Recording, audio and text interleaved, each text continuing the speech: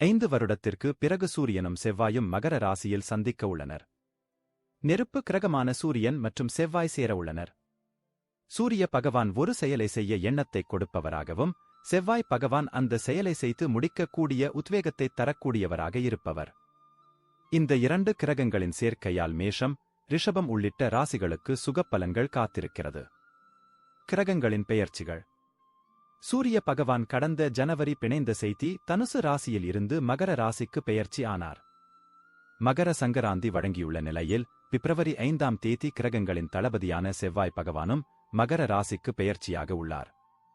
சூரியன் மற்றும் செவ்வாய் இணைவதால் ஆதித்ய மங்கள யோகம் உருவாகிறது. இதனால் உடல் ரீதியாக பலமும் செயலில் உறுதித்தன்மையும் ஏற்படும். மேஷராசி. மேஷ ராசிக்கு ஆதித்ய மங்கள ராஜயோகத்தால் மிகவும் சுப பலன்கள் பெறுவீர்கள்.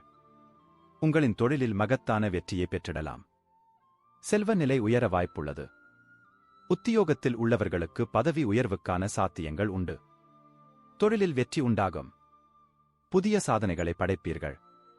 உங்கள் வாழ்க்கை துணையின் ஆதரவை பெறுவதன் மூலம் இக்கட்டான சூழலை எளிதாக சமாளிக்க முடியும். திருமண வாழ்க்கை சிறப்பாக இருக்கும்.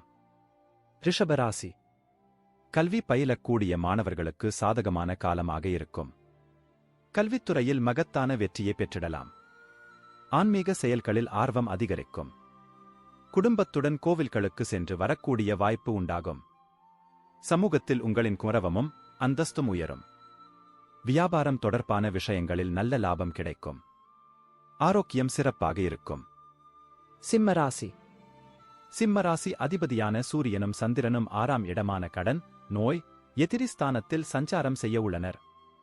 இதனால் உங்களின் ஆரோக்கியம் மேம்படும்.